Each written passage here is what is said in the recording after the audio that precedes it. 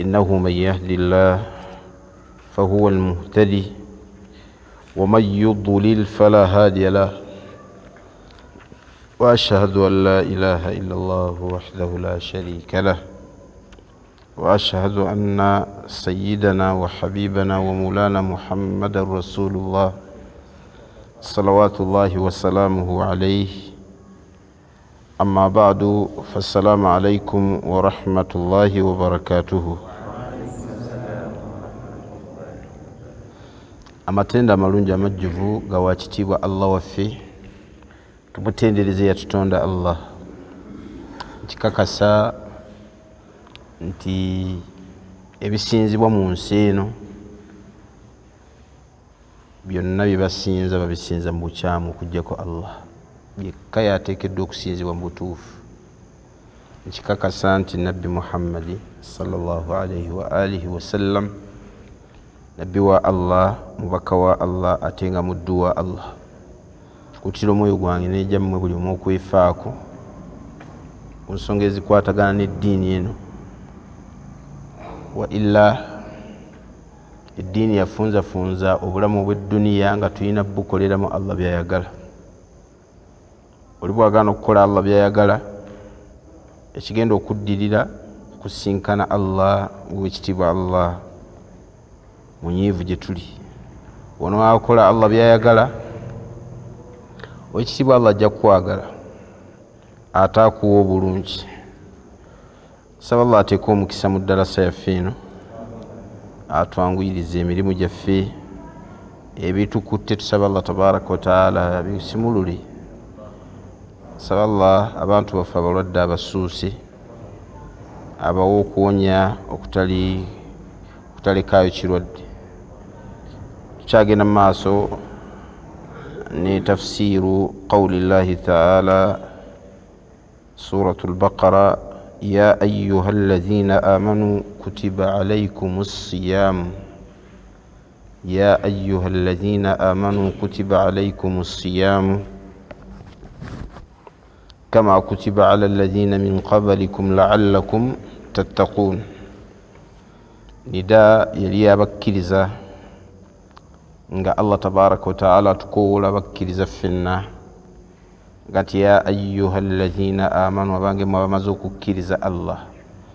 Wano abawali bagamba nti obusiraamu buli munda muli, era wano yali agamba basiraamu. Obusiraamu buli munda muli, wano Allah yali agamba basiraamu.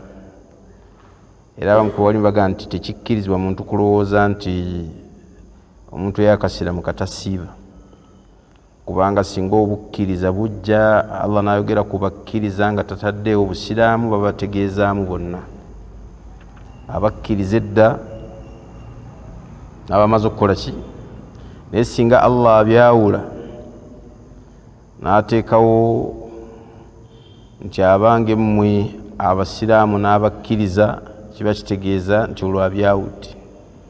Kati wano Allah yali ayingizaamu abasiraamu n'abaki? N'abakkiriza wamu. Agati kutiba alaykumus siyam, kutiba bimaana furida. Kutiba kitegeeza furida, mukakatiddwako okukola ki? Okusiiba. Kama kutiba ala alladhina min qablikum, ng'okusiiba okwalaalikibwa kwaba bakola ki? Ababasookawo. La'allakum tattaqun. Tayyib. As-siyam faradahu Allahu tabaraka wa ta'ala ala hadhihi al-umma. Okusiiba Allah tabaraka wa ta'ala yakuwandiika ku umma eno, kama faradahu ala alladhina min qablina, nga Allah bwe yakuwandiika ku baakola ki? Batusookawo. Awwala ma huwa as-siyam, okusiiba kiki?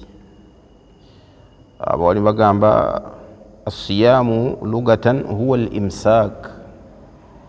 Siyamu mu lulimi tutegeezaamu okweziizaako, wahuwa al-imsak shar'an عن الطعام والشراب والشهوة من طلوع الشمس من طلوع الفجر الصادق إلى غروب الشمس. Kusiba kitegeeza okwezizaako ebyokulya n'ebyokunywa n'ebyobwagazi okuviira ddala ng'enjuba ng'emmambya ey'amazima esaze okutuukira ddala enjuba ng'ekoze eki egudde. As-siyaamu oba as-sawmu ala anwa, okusiiba kuyina emiteeko. Okusiiba kuyina emiteeko. قسمها أهل العلم قسم أهل العلم الصيام إلى قسمين. باغانتي ميتيكو جو كسيبا جا ميتيكي ميكا إبيلي تينا الصوم الواجب والصوم المستحب. الصوم الواجب تجزامو أكسيبو كويتيكا نغاكوكو أبوازي. مثال ذلك صيام رمضان kusiba mwezi gwaki, wakadhalika alkafara n'okusiiba okw'omutango oli alina kyakoze ng'alina kukola ki kusiiba. Waliwo ebintu nga bw'oba obikoze ow'omutango gwa kusiiba nga ki ng'okulayira nti ngenda kukola kino n'ogamba sigenda kikola osiiba, nga Allah bw'agamba nti kad farada Allahu lakum tahillata aymanikum. Allah abateerawo embeera butya bwe mukola ki bwe muva mu kulayira kwammwe. Oba oyagala okuva mu kulayira ng'okuyingiddemu n'olayira, olina engeri gy'ovaamu ya miteeko esatu. Omuteeko ogusooka kusiiba, ogwokubiri okuta omuddu, ogwokusatu okuliisa baani bamasikini amisikini. Akati okwokusiiba kwa tteeka singa omuntu alayira nti ngenda kukola kino, nga nabbi waffe Muhammad sallallahu alaihi wasallam we yalayira n'agamba nti sigenda kuddayo kunywa omubisi gwa njuki. Yanywa omubisi gw'enjuki wa Mariya al-Qibtiyya. Buli yagendanga ewa mukyala we ng'amugamba mpulira olusu lw'ekintu ekiwunya obubi. Nabbi nga yanywedde mubisi, kumbe baali abakyala bamwekubaanidde. Allah tabaraka wa ta'ala n'avuga nti ya ayyuha nabiyyu lima tuharrimu ma ahalla Allahu lak. Owange gwe nabbi Muhammad sallallahu alayhi wa sallam, lwaki ofuula haramu ffe bye twafuula halali gy'okola ki?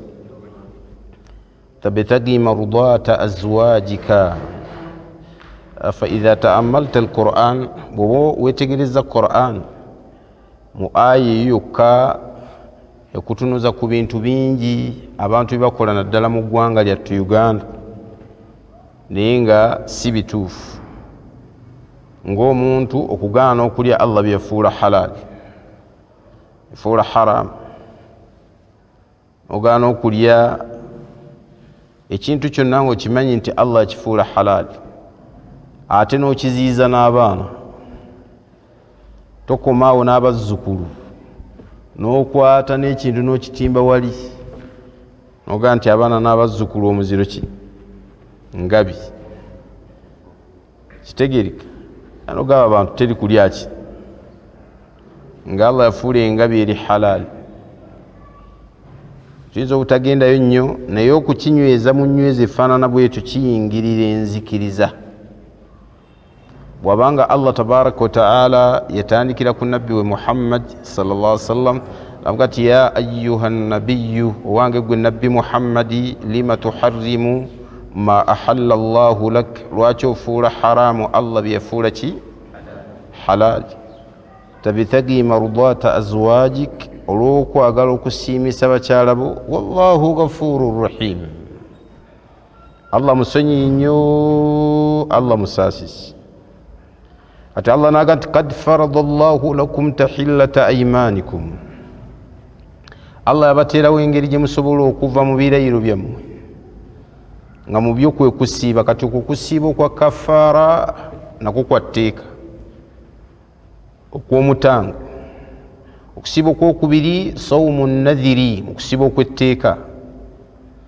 Omuntu okweyama, bwe weeyama olweyama olwo lwoba lweweeyamye, okusiiba okwo kwaki kwa tteeka. Noga nti wekitiibwa Allah tabaraka wa taala bwansaasira nentuuka ku mwaka ku nkomerero nja siibayo ennaku mmeka?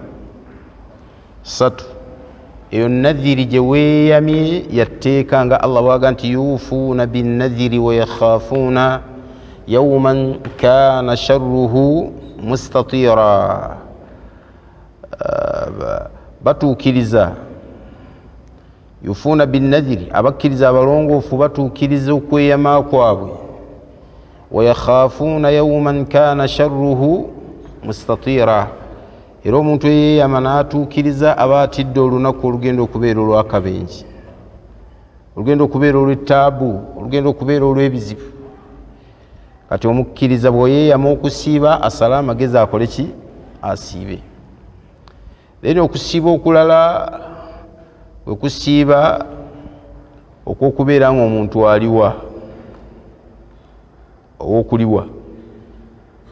Okuliwa nakwo kwa tteeka. Mathalan, omuntu yalidde mu Ramadan nga bwe kyajja mu Qur'an nga Allah tabaraka wa ta'ala agamba nti faman kaana minkum maridan aw ala safarin fa'iddatu min ayyamin ukhra. Omuntu abeera omulwadde Allah yamuwa chance okulya mu Ramadan, naye Ramadan bw'abanga agiriddemu olunaku, okuliwa kw'abaaliye kwonna, okuliwa kw'oliwa kwonna kwa tteeka. Era bw'oba okusiiba oba osiiba okusiiba okwaki? Makulu amateeka agakwatagana kusiiba okw'etteeka gaba gakukwatako. So Allah waga nti kutiba alaykum siyamu, kitegeeza nti okusiiba kwe yali ayogerako wano kwaki? Kwa tteeka. An-naw'u thani min anwa'i siyami, mulundi ogwokubiri oba omuteeko ogwokubiri mu miteeko gy'okusiiba as-sawmu al-mustahab, okusiiba okwaki? Okwa sunna. Mustahabbu tutegeezaamu ekintu ekiri option, kibayita sunna. Amateeka gagamba nti ma yuthabu fa'iluhu, bafuqaha muzimu ku definition ze baleeta kitegeeza nti ofuna empeera mu kusiiba okwo, wala yuaqabu tarikuhu. Oli aba akulese tafuna muki? Tafuna kibonerizo, tafuna musango. Amakulu kuno okusiiba kwe tugenda okwogerako kuli mustahabbu, oli buli wakusiiba bw'ati pa nga Allah ateekayo empeera yewaani wa Allah tabaraka wa ta'ala. Nabi sallallahu alaihi wasallam yagamba man saama yawman fi sabilillah ba'ada Allahu wajhahu 'ani an-nari 70 khalifa, wa sadaqa rasulullah sallallahu alaihi wasallam. Omuntu yenna asiiba olunaku mu kkubo lya Allah tabaraka wa ta'ala, Allah yeesambye ekyenyi ky'omuliro emyaka 7.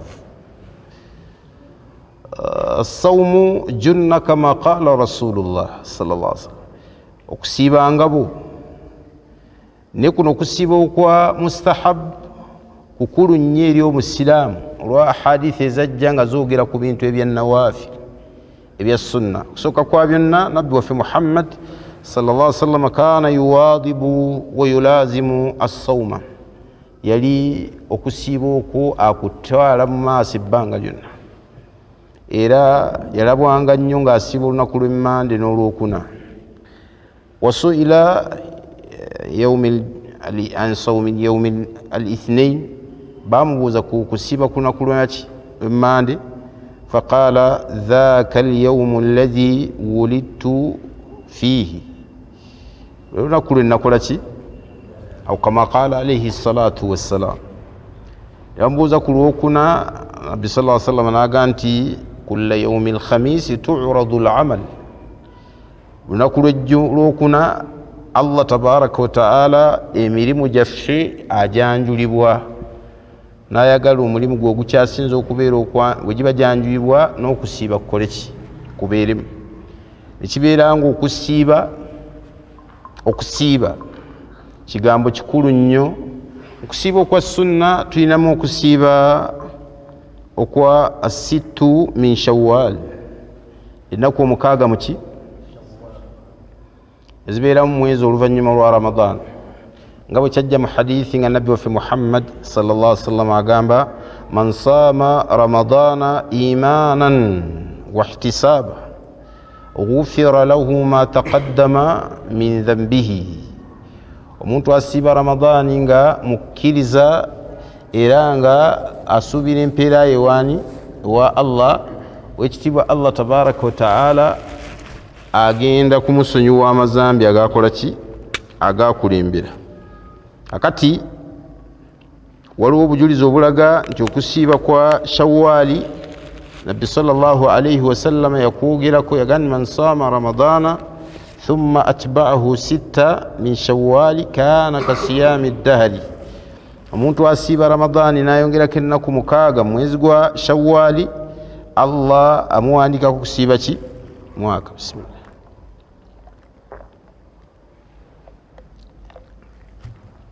Tayib, kati okusiiba kwa Shawwali ennaku ezo omukaaga kuli mustahabu kwaki wa sunna.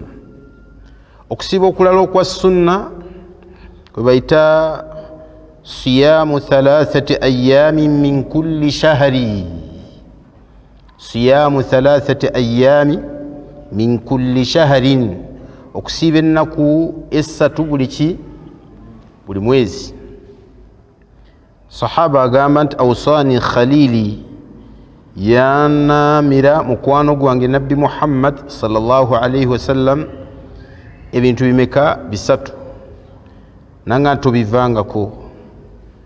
Mubyo yagamba nti wa an asuma 3 ayyamin min kulli shahrin, yanamira okusiiba ennaku 3 buli mwezi. Mubyo yayogera yagamba nti wa an utira qabla an anama, wa an utira qabla an anama. Mwebyo bisatu era yayongerako n'okubeera nga nsaalayo kye bayita witiri nga sinnaba kukola ki kwebaka. Kati abooluganda kye bayita siyamu 3 ayyami min kulli shahrin sawmun mustahabbu fa'alahu wa takallama anhu rasulullahi sallallahu alayhi wasallam. Yabyogerako n'okubikola n'abikola omubaka Muhammad sallallahu alayhi wasallam. Ekigambo nabbi kyaga nti sahaba kyaga nti wa an asuma 3 ayyamin min kulli shahri, okusiiba ennaku 3 buli mwezi. Abawali mbagamba kiyinza okuba nga kitegeeza ekimu ku makulu ameka 2. Amakulu agasooka ayinza okuba ategeezaamu ayyama albidi, ennaku enjeru. Ayyama albid ay siyamu ayyami albid. Naam, ennaku enjeru ze zirwa ani azijjukira? 13 14 15 13 14 14 15 wazita ayyama albidi, ennaku enjeru. Omwezi buli ogutambulako ennaku 13 olw'13 lusiibibwa. Omwezi buli ogutambulako ennaku 13 olw'13 lusiibibwa, 14 lusiibibwa ne 15. Ekyo kyalabwako nga nabbi sallallahu alaihi wasallam akyogera, ne basahaba bakikola. Amakulu ag'okubiri wa an asuma 3 ayyami min kulli shahrin, okusiiba ennaku 3 buli ki mwezi. An tasuma hadhihi al-ayyami fi ayyi ayyami ash-shahri shi'ta, okuzisiiba mu nnaku z'omwezi z'oyagadde. Zokanja zironda mu ntandiko oba wakati oba ku nkomerero, nayo sunna.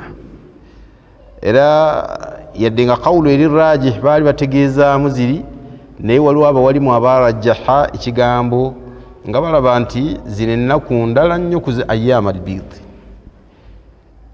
Waliwo sunna ng'omuntu asiiba ennaku 3 mu buli ki, kale buli mwezi siibamu ennaku mmeka? 3. Osobola okugaa nti nja kuzisiiba mu ntandikwa makkati oba ku nkomerero, oba osobola okugaa nti nja kusiiba lumu mu ntandikwa wakati mu lunaku ne mu nkomerero ki lunaku. Hadithi eyo vahiru yayo etegeeza ekyo, etegeeza nti tukkirizibwa okusiiba ennaku 3 mu buli ki, buli mwezi. Tayib, nkusiiba okwa sunna mulimu siyamu yaumi lithnain, okusiiba olunaku lwaki? Lwa Mande. Omuntu bw'asiiba olunaku lwa Mande aba asiibye sunna. Nabwe kityo okusiiba olunaku lwokuna era omuntu aba asiibye ki? Sunna. Era bw'osiiba olunaku lwokuna oba oli ku sunna yennyini gy'oba otuukiriza. Tayib, olwokuna lwo tulutegedde nti gy'emirimu lwe gyanjulwa. Olw'Emmande nabbi n'agamba nti lunaku lwe nakola ki? Nazaalibwamu. Singa omuntu naye abeerako n'olunaku lwe yazaalibwa, mathalan wazaalibwa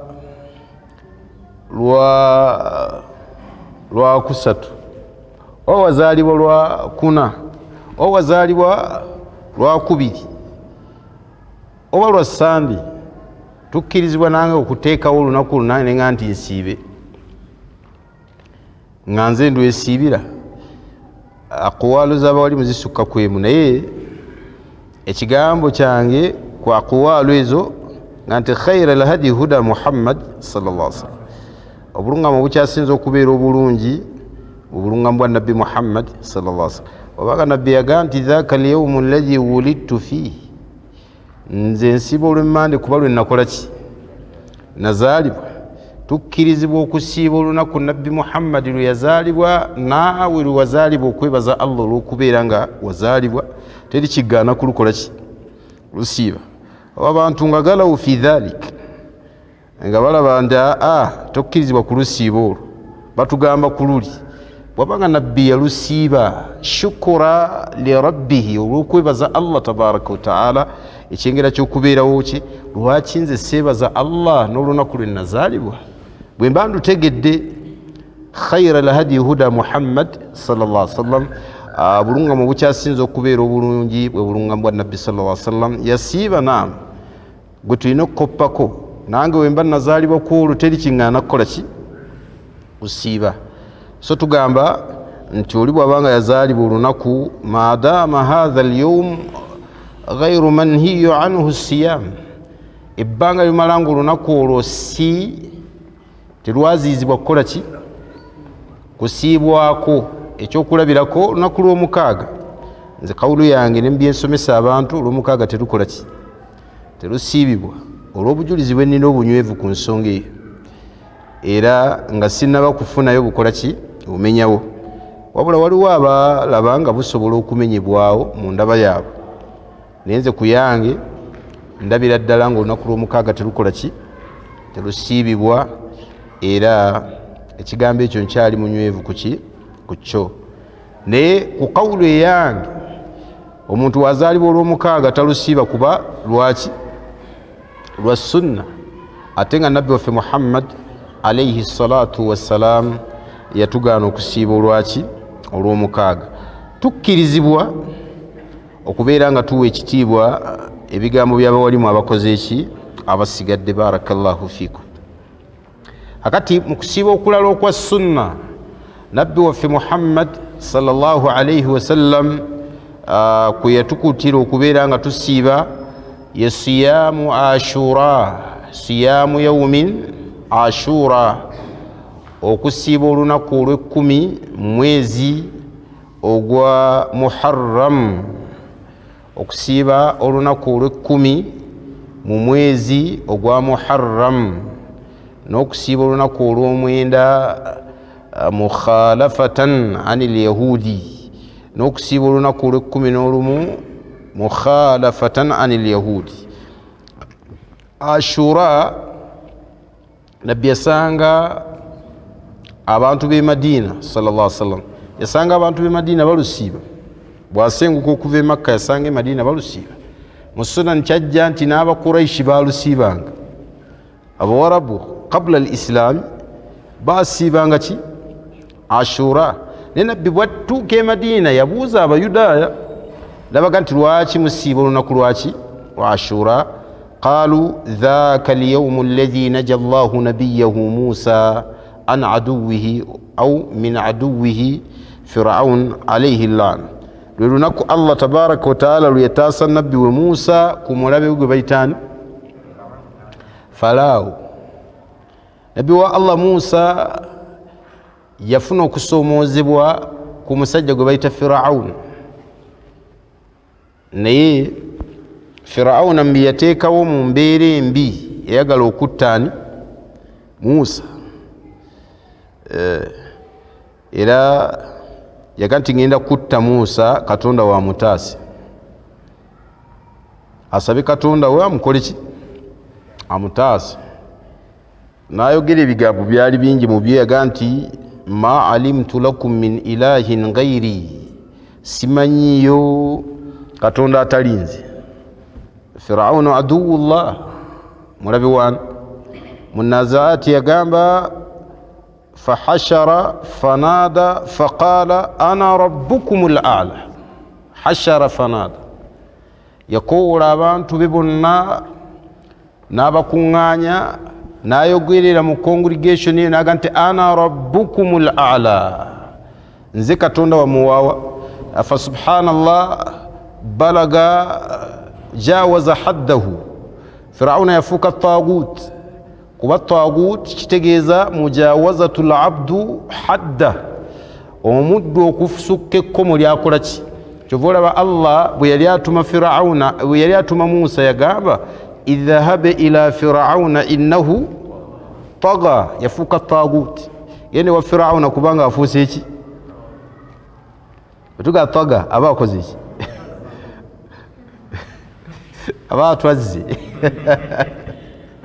ذهب إلى فرعون إنه طغى يعني وفرعون كبانا أجيمي أسوسي كومو أسوسي ولو muntu ayogera ebigambo olabanga asusse ne Farao yayogera ebigambo n'asukka innahu tagha faqul hal laka ila an tazakka omugabi Firauna osobola okubivaako ebyo byonna n'osiramuka wa ahdiyaka ila rabbika fatakhsha nkulagirire Katonda ojali omuti Firauna n'agaana yamaliza agamba nti dharuni aqtul Musa mundeke nzitani wa fi'lan era yakituukiriza agenda ttani nenga Musa Allah yamuteekako isma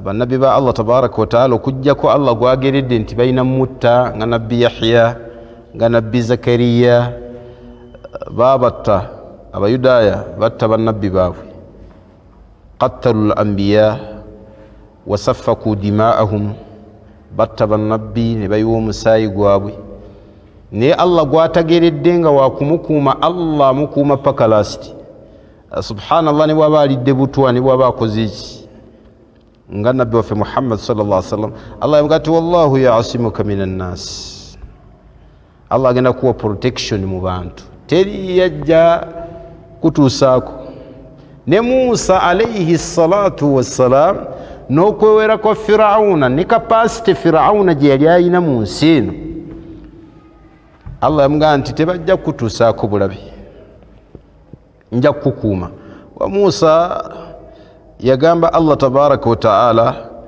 nti wa akhafu an yaqtulun nti abantu bange baginza okunzita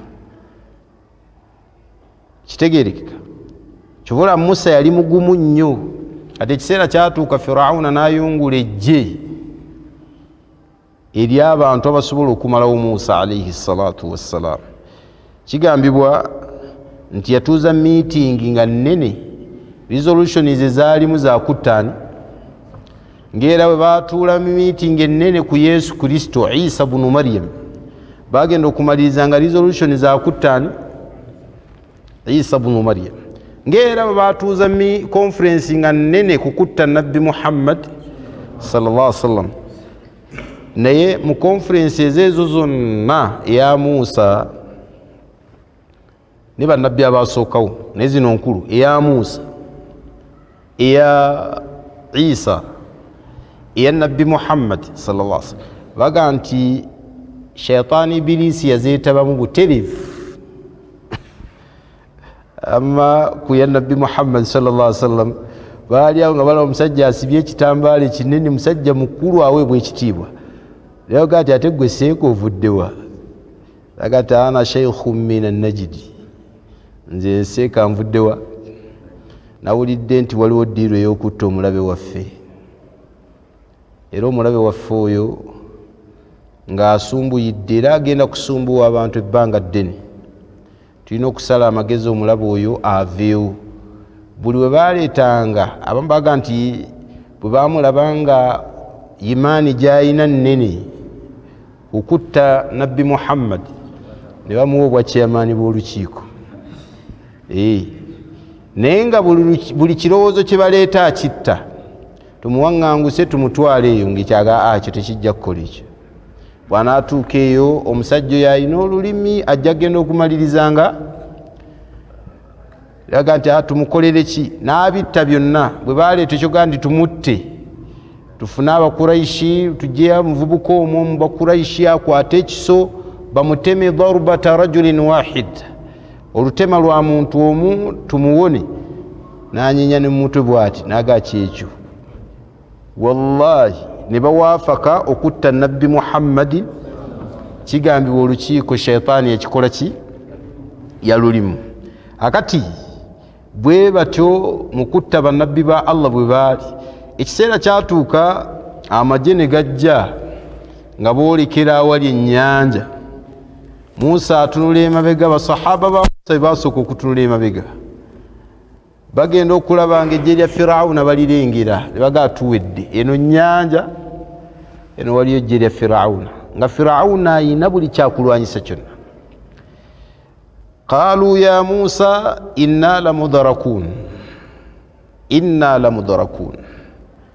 Musa abasajja baabo bagenda tusanga baabo bajja bagenda tusanga Firawuna wuuyo agenda tusanga Musa olw'okuba ye yali amanya ebigenda mu maaso nga Allah yambagulizaako dda ega nti qaala kalla inna ma'iya rabbi sayahdin yagaa nedda teri kijja kukola ki ubaawo nina Allah ndi naye ekyo bayita ma'iyatullah ma'al khalqi okubeera kwa Allah tabaraka wa ta'ala n'ebitonde kyabeera nabyo mu mbeera yonna ma yakunu min najwa thalatha tosobola kubeera na lukiiko lw'abantu bameka illa huwa thalithuhum okujjako nga ye waakumeka nga ye waakuna lwombeera abasatu yabeera wakumeka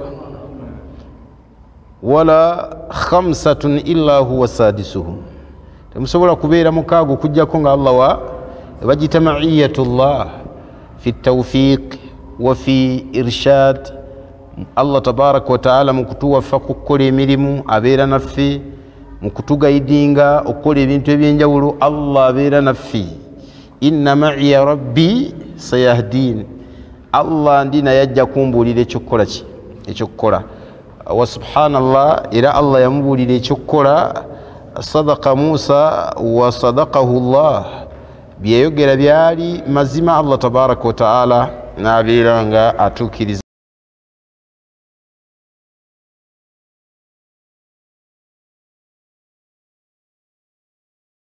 ekigendera kya Musa kati Musa alayhi salatu wassalam owekitibwa Allah tabaraka wa ta'ala n'amuyambako ekiseera kyatuuka Musa n'akuba omuggo ku nnyanja bw'akuba omuggo ku nnyanja ne yeeyawulamu ebitundu bimeka yeemukolera ekkubo kati olw'okuba Allah yali yambagulizaako dda ye yatambula butambuzi bano bwe baatuuka ku nnyanja baawuniikirira naye shayitaani bw'emala okulinnya omuntu aba takyaliko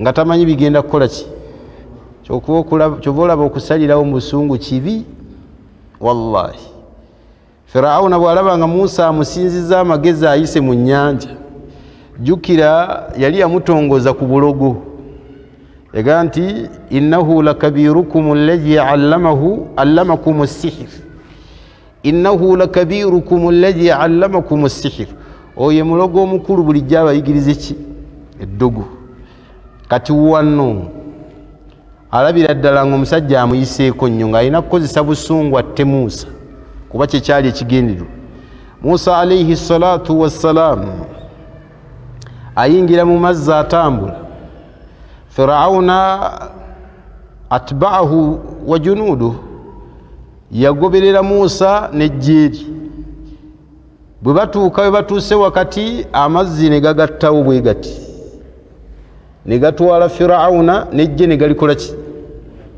ne galitwala qala Allahu ta'ala wa adalla Firawunu qawmahu wa ma hada Allah agamba Firawuna yabuza abantu be teri yaluŋŋama mu abo abaazikirira wa adalla Firawunu qawmahu wa ma hada Firawuna yabuza abantu be teri yakola ki naye nga tannaba kufa Firawuna yagamba nti amantu billadhi amanat bihi banu Israil nzikiriza katonda w'Abayisirayiri gwe babadde nga bakola ki bakkiriza jukira nti ghaliba man amana billah fi waqti Firawuna mu kiseera kya Firawuna kanat min bani Israila bali mbaki mu Bayisirayiri ensonga lwaki yagamba nzikiriza katonda w'abaki owekitiibwa Allah tabaraka wa taala namugati al'ana mu kiseera kino oyagala okukkiririza Allah waqad asaita qabli ng'emabega obadde okola ki ng'emabega obadde mujiimu Allah naga nti alyawma nunajjika bibadanika tugenda kukulekawo Firawuna litakuna liman khalfaka aya buli yenna alijja oluvannyuma lw'obeere kyakulabirako Firawuna watukura era kisomebwa alyawma nunajjika bibadanika litakuna liman khalakaka aya olwaleero tugenda kukulekawo Firawuna n'omubiri gwo litakuna liman khalakaka aya obeere eri oyo eyakutonda Allah ng'oli ki oli kabonero ekitegeeza ki kitegeeza nti Allah yasalawo okulekawo Firawuna mu kiseera ekyo kibuuzo kye batera okubuuza kano ke batuleetera bulijjo ne baga nti ye Firawuna kuwaalu ziwerako abamu bagamba si ye Firawuna baga nti Allah yamulekawo ku mulembe ogwo ekiseera kyatuuka Allah n'amukola ki amugjawo abalala ne baga nti ye Firawuna yennyini we era gyali mu myuziyamu y'Abamisiri gwoba oyagala okugenda okumulabako ng'osasulayo kaki kasente ng'ogenda olaba ku ekyo litakuna liman khalakaka aya byonna bituufu bw'oba obitunuulidde olaba nga tewaliiwo kikontagana Allah asobola okuba nga yamulekawo okumala akaseera n'akola ki abaddawo ne bamulabalabako khalas oba okumulekawo paka n'olwalira nga yoyo yennyini gwe tukola ki gwe tulabawo byombi bisoboka barakallahu fikum jazakumullah khair kati olunaku olwo Allah lwe yawonya Musa Firawuna n'amutta olunaku olwo okuva olwo Abayisirayiri baalusiibanga paka Nabbi sallallahu alaihi wasallam waatumibwa asenguka agenda e Madina asanga Abayudaaya bakola ki balusiiba ababuuza nti lwaki musiiba olunaku olwo baga nti dhaaka alyawmu alladhi naja Allahu nabiyahu Musa min aduwihi Firawun olwe lunaku Allah lwe yataasa nabbi we Musa ku mulabe waani Firawuna ekibeera nga okusiiba okwo kuli mustahab kyajja mu bujulizi nti okwo kwe kusiiba okwasooka okubeera okwetteeka mu Qur'an mu busiraamu si mu Qur'an wabula mu buki busiraamu okusiba okwasooka okubeera okwetteeka siyaamu ashura, kwasangulwawo ddi okuva ku bwetteeka kutandika okubeera mustahabu, kubeere kwa sunna nga aya za okusiba ramadaani zisse.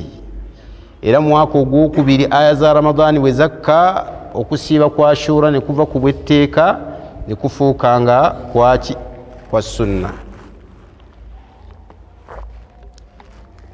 Tayib, okusiba okulala mu kusiba okwa sunna siyamu nabiyillahi Daud alayhi salatu salam. Yagamba nabbi waffe Muhammad sallallahu alaihi wasallam, afdalu siyami, okusiba okukyasinza okubeera okw'amaanyi ibada Ramadan. Oluvannyuma lwaki? Siyamu nabiyillahi Daud, okusiba kwa nabbi wa Allah ni Daud. Kana yasuumu yawman wa yafturu yawma, yasibanga olunaku n'asiibuluka ki? Olunaku. Daud alayhi salatu wassalam yasibanga olunaku n'asiibulukanga olunaku. Amakulu bw'asiiba olwaleero enkya tasiiba, bw'asiiba okwosa enkya luli ate takola ki? Tasiiba. Okusiba kwa Daud alayhi salatu wassalam. Fa subhanallah, nabbi yatuga nti afdalu siyam. Era byebimu ku shariya yaffe bye yawafaqa mimma wafaqa shar'ana, mu ebyo ebyakwatagana ne shariya yaffe. Kubanga Dawuda yasiibanga ensiiba eyo, naffe ne kujja mu shariya yaffe nga tukkirizibwa okukola ki? Kusiiba. Era abawalimu ekigambo ekiga nti kutiba alaykum siyamu kama kutiba ala alladhina min qablikum, bakyogerako ebigambo bingi. Babuuza nti Allah bw'aba atugamba nti mulaalikiddwako okusiiba nga bwe bakulaalika kwabo ababakola ki? Ababasookawo. Ddala ddala abaatusookawo baasiibanga bwe tusiiba? Ala aqwal. Ebigambo by'abawalimu biki? Bingi. Qawlu esooka bagamba nti baasiibiranga ddala nga bwe tusiiba, wabula baayawukananga mu nsiibulukuka. Baayawukananga mu ki? Mu nsiibulukuka. Eyo qawlu min aqwal ahli alilm. Ng'oli bw'asiibulukuka asobola okusiibulukuka ng'amaze kulaba ku munyenye yali nsiiba y'Abayudaaya. Ffe tusiibulukuka enjuba emaze kukola ki? Kugwa. Bayawukananga mu nsiibulukuka, ng'oli bw'asiibulukuka n'addawo ne yeebaka teri kuddamu kukola ki? Kulya. Ekyo nakyo kyaliwo era twakirabako juzi. Abagamba nti kama kutiba ala alladhina min qablikum, okusiiba kwaliwo naye nga si kwa tteeka ku bantu abakola ki?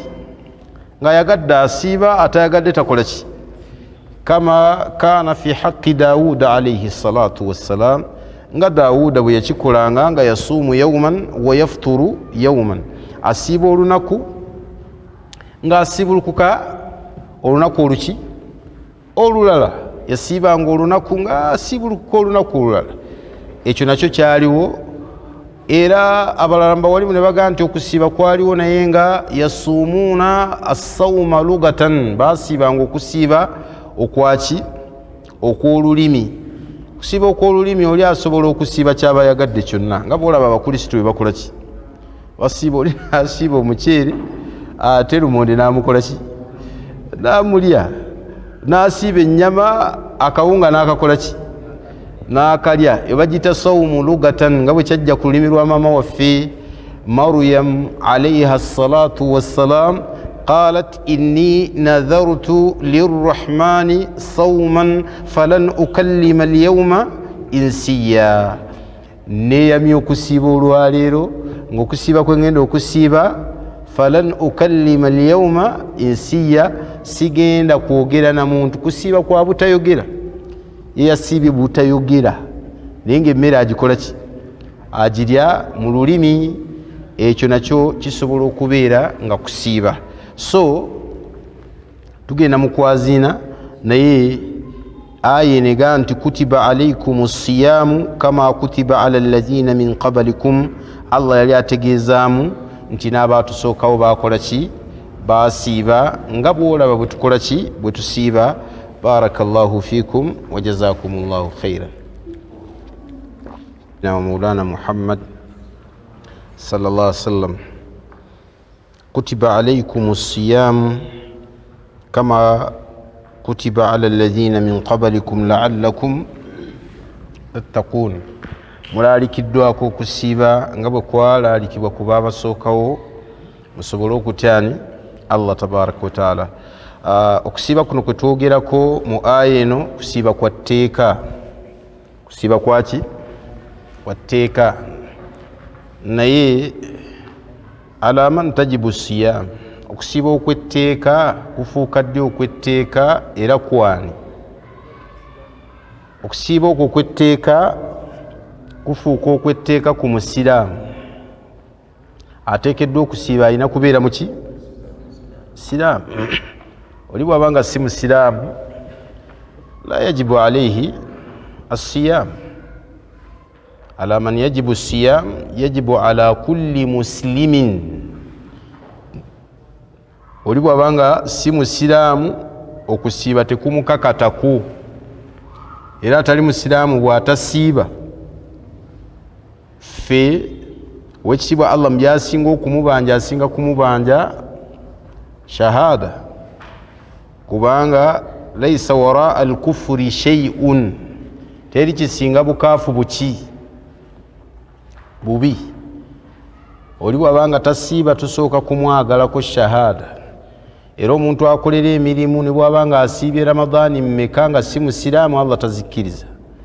ومن يبتغي غير الإسلام دينا فلا يقبل منه وهو في الآخرة من الخاسرين.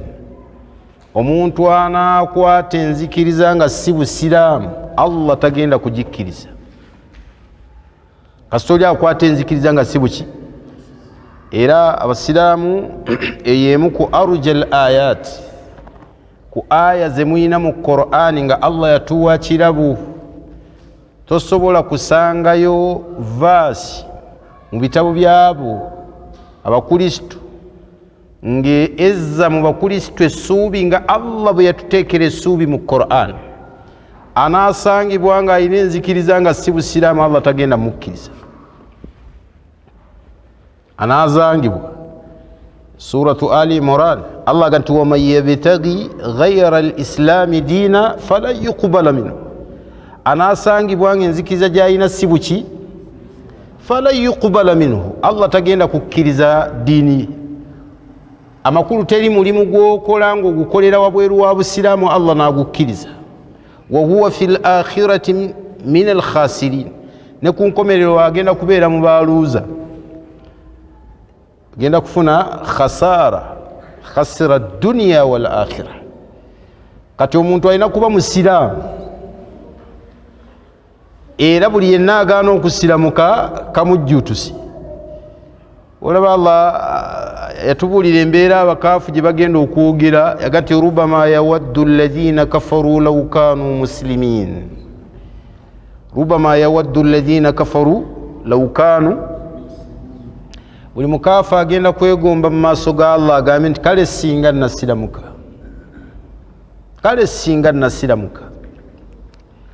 Akati omuntu agenda okusiiba alina kubeera nga muki? Musiraamu.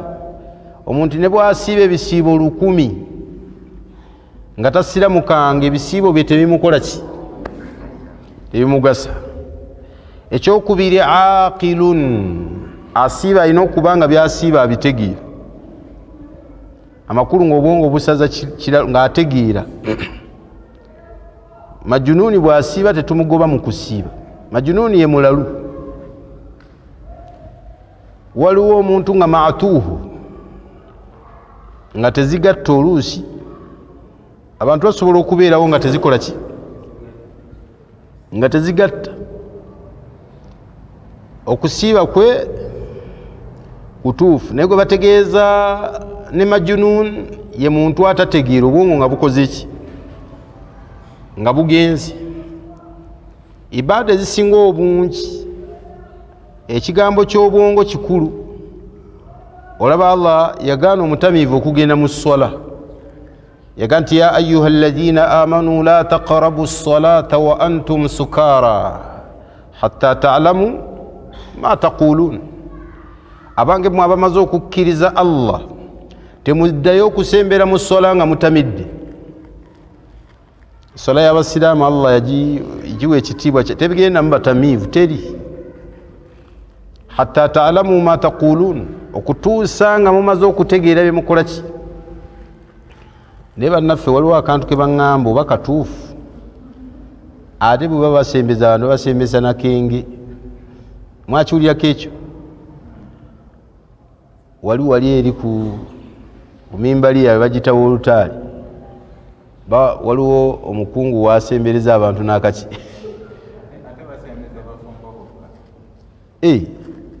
aba tebabasembeza nakenge,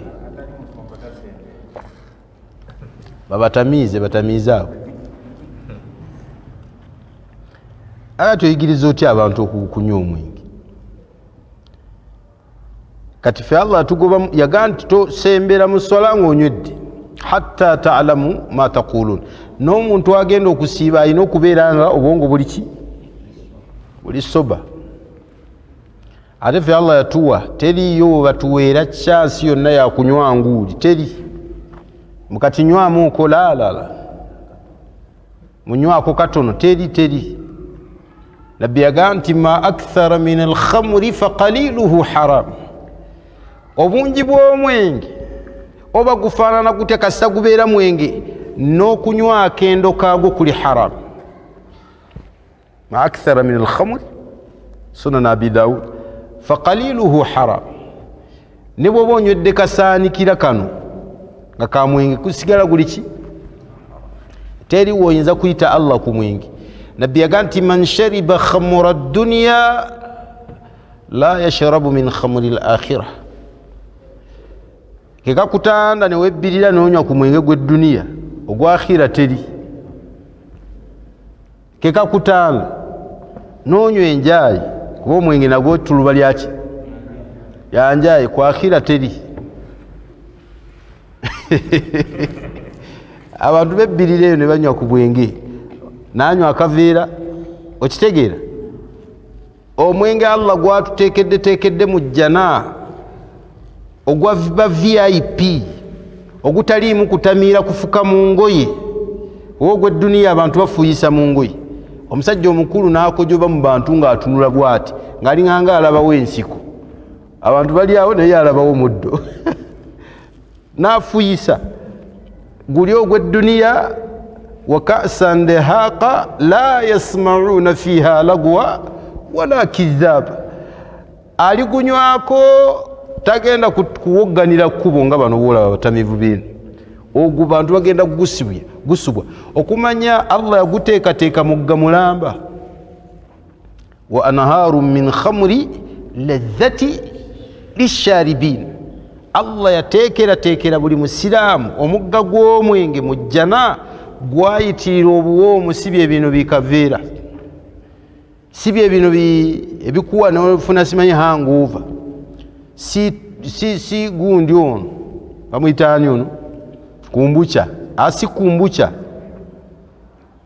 si mwenge gwa kumbucha, si tonto. Waliwo akalala ke banywa twabayitangako nga tugenda kukima amazzi edda waffe nga bwakanywa azibirira bwati ng'asooka n'azibiriramu n'olaba nga kalinga akamwokya bakayita kawalaji. Allahu akbar walillahi alhamd.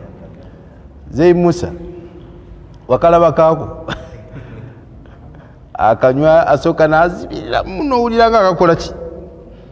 Kanoobuza omusajja omukulu kati asooka n'asindika namu amanyi wali kungu kawala jako. Allah atutaase obwononefu. Ebyo mu jjana teri. Agenda okunywa ku by'omujjana Allah yagamba la yasma'una fiha lagwa. Teri kuwogganira bantu, teri kusinika mannyo, teri hangover wala kidhaba.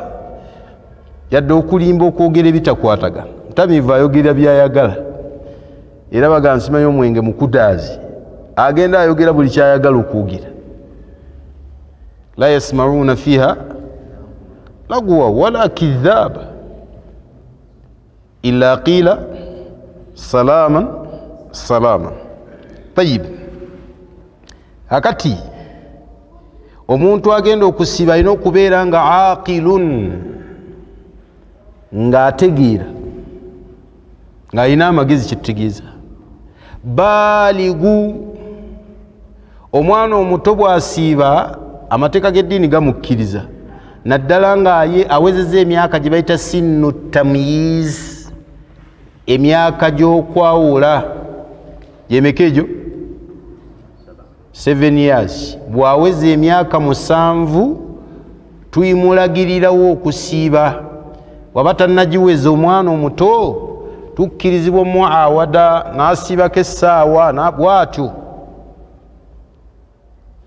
Kitegereka? Wabula okufuna empeera z'okusiiba omuntu alina okubeera nga baligun, atuuse mu myaka gy'obukulu. Emyaka gy'obukulu egy'abaana abawala gitandikira mu myaka 9. Mwana waweze emyaka 9 asobola okubeera nga agenze mu nsonga z'abawala. Gye ziri ensinga, ekyo kimanyikiddwa, omwana bakulira mu myaka egyo 9. Kyova olaba Aisha radiyallahu ta'ala anha yagamba nti nabbi yampasa nga nina emyaka 6. Wabana bi, nenfuuka mukyala we, wa ana ibnatu 9 sinin, nga nina emyaka 9. Amakulu nenkola emirimu gy'obufumbo nga mpezezza emyaka emeka 9. Amakulu yali akuze, era Abawarabu abeera mukazi mukulu oyo. Ffe wano ewaffe batera kubeera mu myaka 12. Omwana ow'obulenzi myaka 15. Ghaliban abasinga obungi aba akuze. Era obusiraamu bwa lasaka okukula kw'omukyala ku haidi.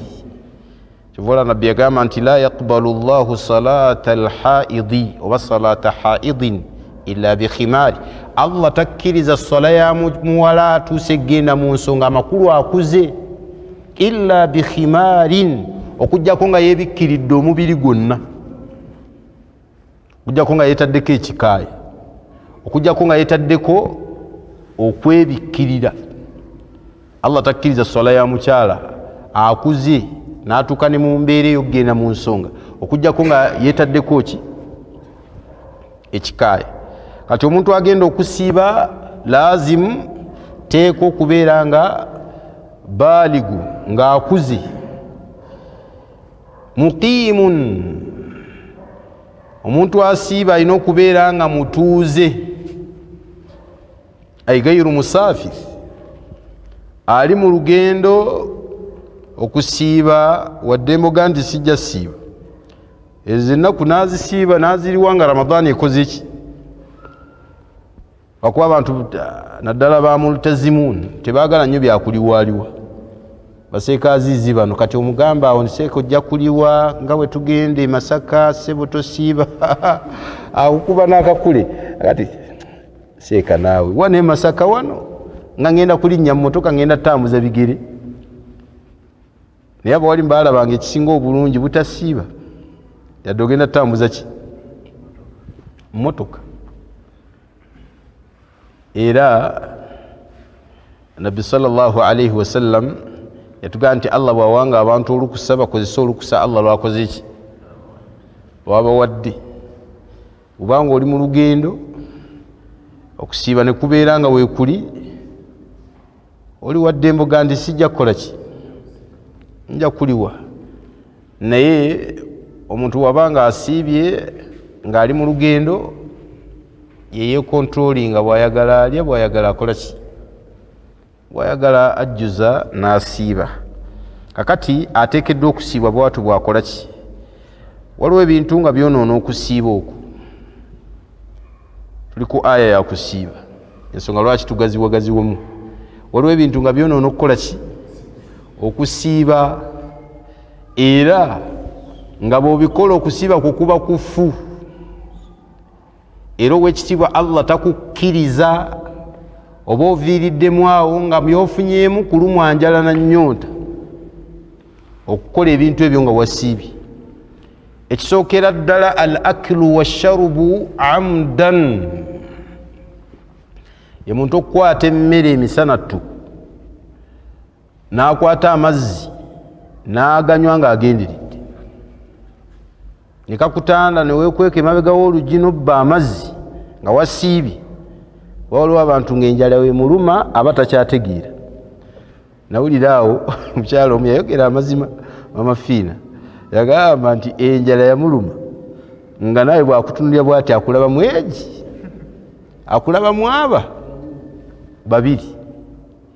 Enjala bwe muluma ennyo yamaliriza agenza awali ekiyembe afune ekiyembe ameketemekete, alagera okulaba nga abaana bamulaba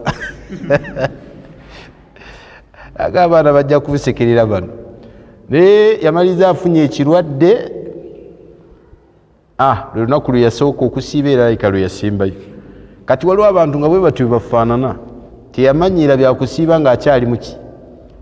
Wallahi enjala buli omwe mukola bubwe, kino nkibabuulira nga kyekituufu. Waliwo omusajja gw'otunulira awo nga tunaatera okusibuka nga takyasobola nakutunula bulungi bwati, ng'era bw'omulaba bw'oti ng'atunuloga siraamu nga empagi emuyiseemu, ng'empagi emukutteko. Akati abalala akambuwala bukambuwazi okuva ku makya nga mukambwe muzibu, n'obuuza nti Isumaani ng'obukambwe bwayitiridde ennaku zino, agati siraamu enjala temuyisa buki, temuyisa bulungi. Kati enjala bwetyo bwe tukola. Era owekitiibwa Allah yalina hikima nnene mu kutulaalikako okukola ki, okusiiba. Abantu enjala erina disipulini gyetuteekamu. Abamu genda okulaba ng'omuntu atandise okuddirizaamu ngeri gy'abadde akolamu emirimu, abadde alina ebizibu, afuna saburu. Era bw'oba otunuulidde mu hikamu abawalimu ze baatunuulira lwaki Allah alaalika okusiiba, okubeera nga abantu tahqiiqu taqwa, batya Allah, atawidu ala sabur, abantu okumanyirira okugumiikiriza. Waliwo abantu nga tebabeera na bugumiikiriza, naye mu Ramadaani Allah atuyigiriza obuki, mu kusiiba kwaffe kwonna Allah atuyigiriza obugumiikiriza, okumanya Allah atuyigiriza obugumiikiriza. N'obeera ewaka nga ennyonta ekukommonta ng'amazzi omanyi we gali, n'obeera ewaka nga ennyonta ekuluma ng'omanye watermelon mwali mu firiigi, ng'omanye ebyokunywa nti mwebiri bakamudde akatunda. Wallahi naye tukakwata kulwa Allah tabaraka wa ta'ala. Kyovula Allah yerekera okusiiba, kubanga ekyo teri asobola kikola okujjako ng'akikola kulwani, kulwa Allah tabaraka wa ta'ala. Akati tulina okwetegereza ennyo kye bayita okusiiba okwo. Waliwo ebintu ebima ebisibulula omusiibi, mu byo mulimu okulya n'okukola ki, n'okunywa. Amma omuntu bw'alya n'anywa emisana mu mwezi gwa Ramanzaani nga tagenderedde, okusiiba kwe kutuufu era takudda namu. Yagamba Nabbi waffe Muhammad sallallahu alayhi wa sallam, man nasiya fa akala aw shariba, yenna yeerabira n'akwata ekiwagu ky'amenvu n'akirya, n'akwata emmere eyafisseemu n'agikola ki. Naddala mu nnaku ezisooka awo abantu beerabiralabira nnyo awo. Olaba awo lunaku lumu bbiri awo omuntu ajjukiranga ebyemabega, ogenda okulaba nga amekesa emberenge, ajjukira amaze ozimira, abamu amazzi aganywa n'akwatira ddala akagiraasi n'akakola ki. Kati Nabbi yagamba Muhammad sallallahu alayhi wa alihi wa sallam, man nasiya, omuntu eyeerabira, fa akala, n'akola ki, aw shariba, oba n'akola ki, falyutimmu sawmahu, agende mu maaso n'okusiiba kwe, fa innama at'amahu Allahu wa saqaahu, ekyokulya ekyo n'ekyokunywa ekyo Allah yaba amuliisizza era Allah yaba amunywesizza. Kati buli weweerabira n'olya oba n'onywa okusiiba ko kutuufu toliwa na kuliwa tokola ki toliwa gwerya buli kasoli weerabira n'olya n'onywa toliwa wabula wojjukiridde toddamu wallahi ne bw'olya essowaani y'emmere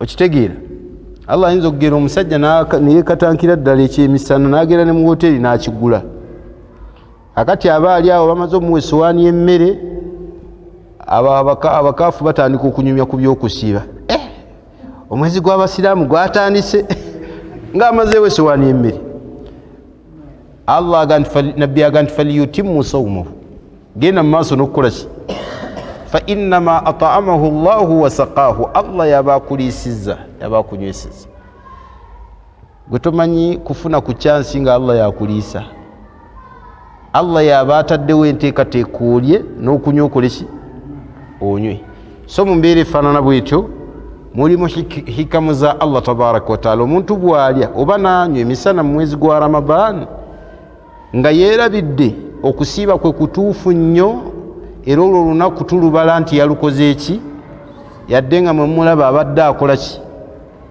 alya ekisibulula ekyokubiri bakiyita aljimaau fi nahaari Ramadaan okugenda mu nsonga z'obufumbo emisana mu mwezi gwaki wa Ramadaan nabbi sallallahu alayhi wasallam yatulaga nti ekikolwa ekyo kisibulula yakoze eki yasiibi sahaba yajiri omubaka Muhammad sallallahu alaihi wasallam namuga nti ya Rasulallah halaktu omubaka wa Allah nzikiridde qala alayhi salatu wassalam wama ahlak nabbi yamuga nti ekikuzikiriza qala waqa'tu ala muraati fi nahari Ramadan yamuga nti ngenze mu nsonga z'obufumbo emisana mu mwezi gwaki alhamdulillah هديكم الله يصلح بالكم يا قام النبي في محمد صلى الله عليه وسلم هل تستطيع أن تعتق الرقبة سبلو كتومد قال لا هل تستطيع أن تطعم 60 مسكينة سبلو كل 7 مسكين كاك قال لا قال هل تستطيع أن تصوم شهرين متتابعين أو كما قال عليه الصلاة والسلام وسبلو كسيب ميزي بيرين جاجي قال لا صحابة بالنبي آقا نيجي تبدي تواغلمو nti nabbi sallallahu alaihi wasallam wamala okumunnyonnyola ekyokugenda mu nsonga z'obufumbo emisana mu mwezi gwa Ramadaan teyakigaana nti omuntu aba azikiridde yanyweza ekyokuzikirira kwa sahaba teyagamba nti tozikiridde tekirina buzibu wabula yakinyweza buki kyomuntu agenda emisana mu mwezi gwa Ramadaan n'akoleramu ebikolwa ebyo Ramadaan yeba efudde abawali baga nti sawaawu amna aw lam yumni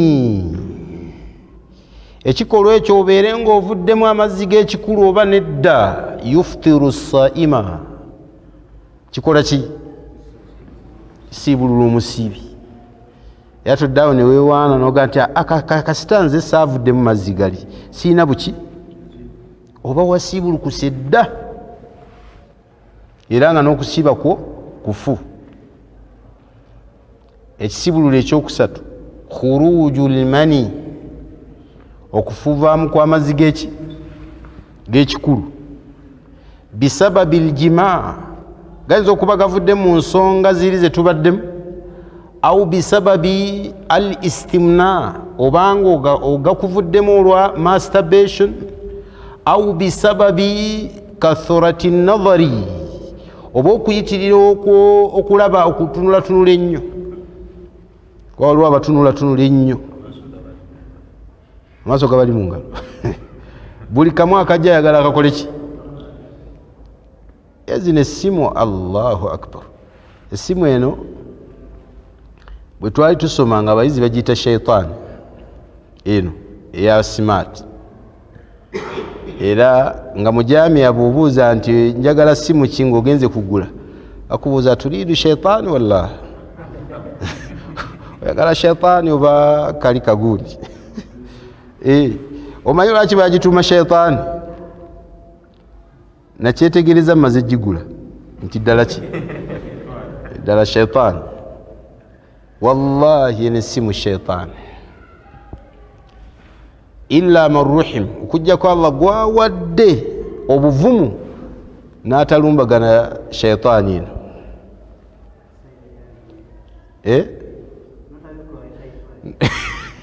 notabikula mathalan nga mutemi wa mbizi si bwe kiri oba ng'alina bukya zaaki ayinza okuba tagitema kuba nafuna amawulire mu bizinga eyo lwe nakyalayooko omusajja omu nanziza emabega naŋŋanku buwuli mulimu ne bayimaamu abamu nga balunda embizi eno naye nga bazirunzisa abantu abaki abalala tayagala kulaga bantu nti alunda embizi nga basibira embizi ozowulira akati ayinza okuba nga omanyi nti ke kalimu ke mwafuna ki naye nga buli lwakutaano aliisa abantu tulye bangi mbawali bagaa tetulya togendayo kasi otegeera nti omuntu yasaka muki haramu era Abubakari Siddiq omu ku bakozi be yagenda n'amuwa ebintu ebya haramu amunyumiriza wayiseewo akabanga Abubakari n'ateekayo olugalo bw'ati yeegoge tayagala haramu kuyingira muki mu mbiri gwe nabbi yagamba Muhammad sallallahu alaihi wasallam nti omusajja atambula olugendo nga lunene yamuddu yadaihi ila samaa awanika emikono gye waggulu fayaqulu ya rabbi ya rabbi ya rabbi nga bwaga nti Allah wange mpa Allah nina obwetaavu naye yagamba wamat'amuhu haramu alyaki wamashrabuhu haramu wamalbasuhu haramu wagudhiya bilharamu ekigambo kyekyannewunyisa nti aliikirizibwa haramu fa anna yustajaba lidhalik afaanana bw'atyo Allah ayinza atya okumwanukula kitegeeza nti omuntu alya haramu Allah tayanukula dduwazo kulya haramu atulina okwewalira ddala haramu baafaanana atyo baafaanana atya bw'omuwulidde wonna tosemberawo olw'ebizibu ebiyinza okukola ki omuvaamu barakallahu fi. Assalamu alaikum warahmatullahi wabarakatuh. Wa alaikum assalamu. Sheikh mbuuza singa obeera mu swala ne weerabira okusoma al-Fatiha oba nojjukira nga ate osomye kirala imaamu ng'avudde ne kuki nga akutamye gezenza okukakana ng'obadde mu kifo ky'okusoma al-Fatiha n'osoma tashahudu swala negenda maaso ng'oli musitamewo oli maamu kati olamula otwa eswala eyo ekkirizibwa oba singa omuntu abeera maamuumu ebabega wa imaamu Allah n'ageera neyeerabira al-Fatiha aba ajjukira bw'ati ali ku ssuula esembayo gy'asoma oba ali ku tabbati yadaawu watandikidde ekyo kisoboka nnyo bannange imaamu ate ye n'akutama kati tumala esswala akola atya omuntu afaanana bw'atyo imaamu azibikira ebituli bye okujjako mazhabu ga imaamu Abu Hanifa baate balongoosereza ddala ne bagamba nti oyo esswala terina buzibu bwonna wabula tugaa nti aba ayina ekituli naye imaamu yakola ki yajjuliriza innama ju'ila al-imaamu liyutamma bihi imaamu yateekebwawo kujjuliriza ebyo oba kugobererwa akati waliwo imaamu byatuyambako era okusoma kwa imaamu ne kubeera nga kujjuliriza kyova olaba imaamu dhamin imaamu yakwata ebyo byonna hadithi eyo kikyali kitegeeza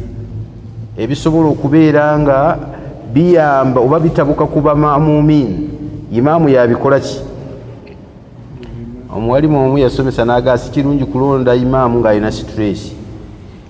Lwaki? Ajja kukosa esswala z'abaki.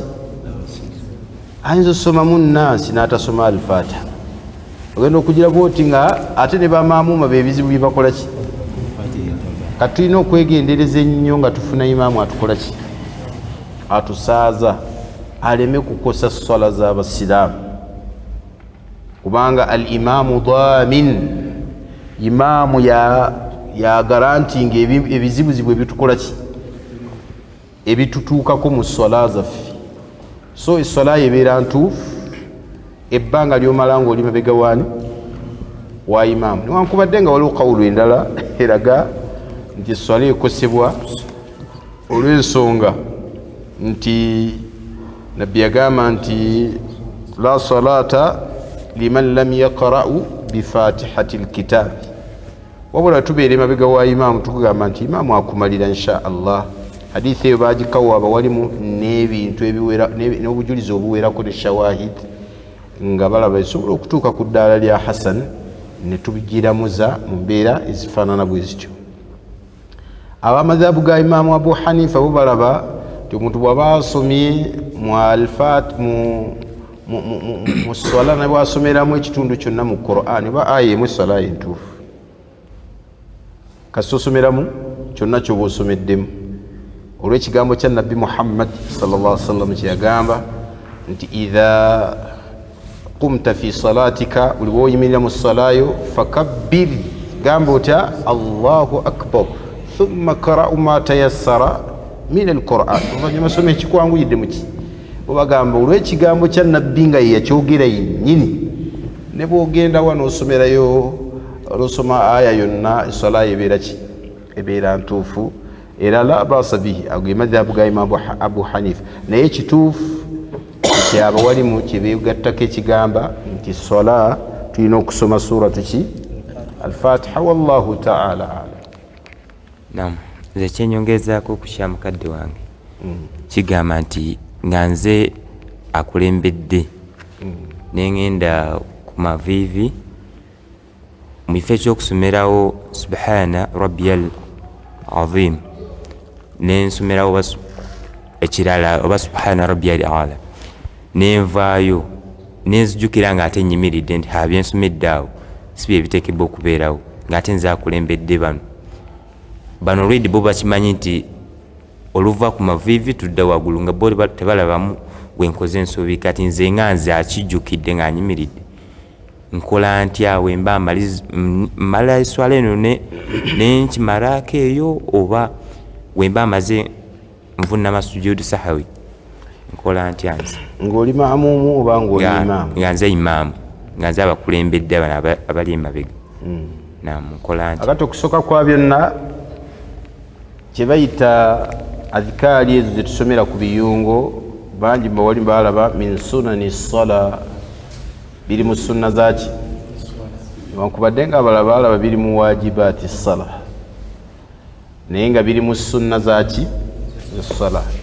Era omuntu bw'asomera mu adhikaari ezo oba n'akyusaamu nga yeerabidde la yatarattabu alayhi sujudu sahwi, si tteeka nti agenda kuvunnama ki, sujudu sahwi.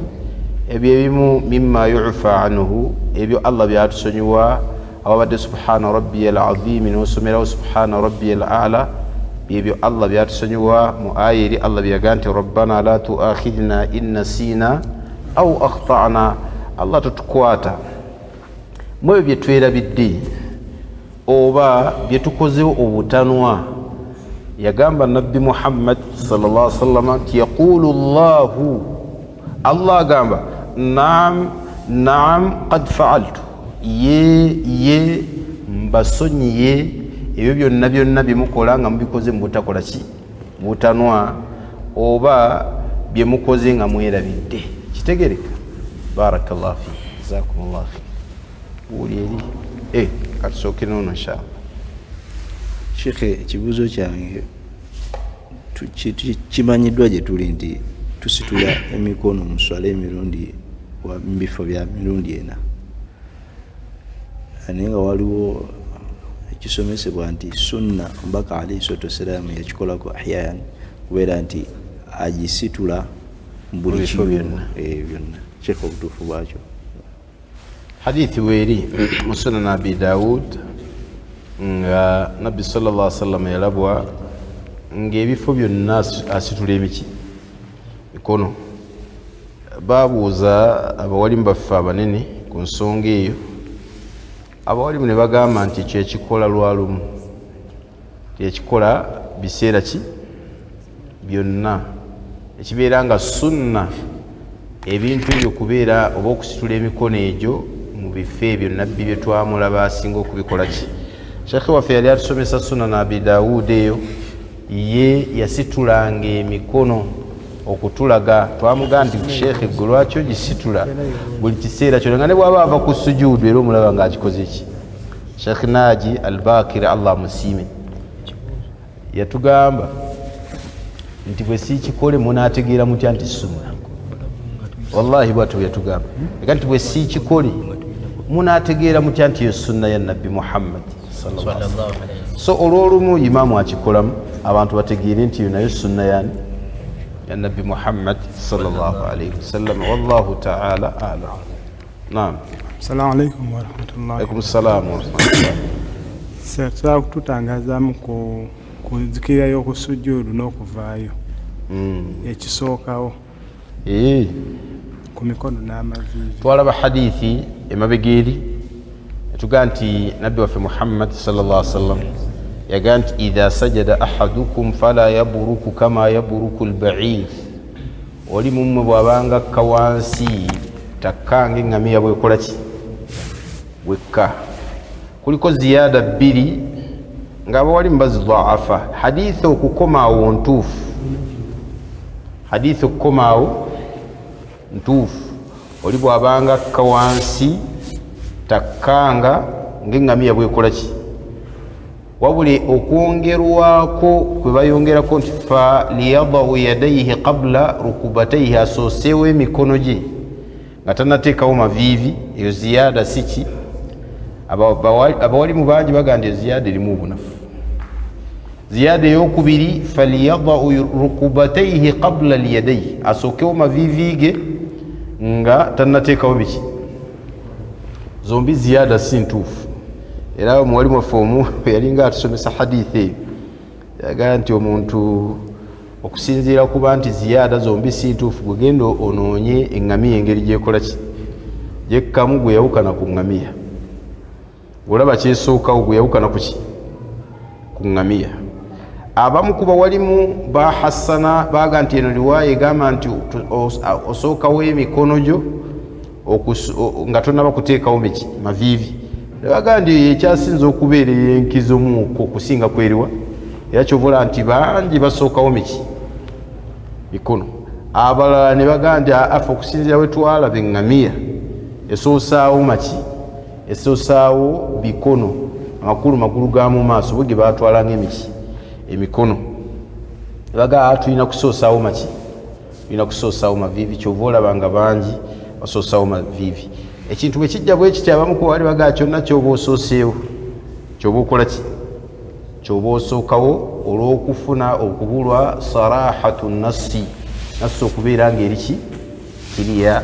Wallahu ta'ala a'lam. Bangi bawalimu abaalaba nti olw'okuba mulimu nahayu, mulimu okuziyiza kwa nabbi Muhammad sallallahu alaihi wasallam, oli bw'akola ijtihaadi n'alaba nga nassi ekyasinza okubeera entuufu yakusookawo mikono nga yeri yaddeko asooseewo emikono yasinga obuki obulungi.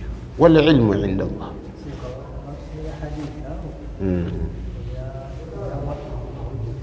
Naam. Sallallahu alaihi wasallam.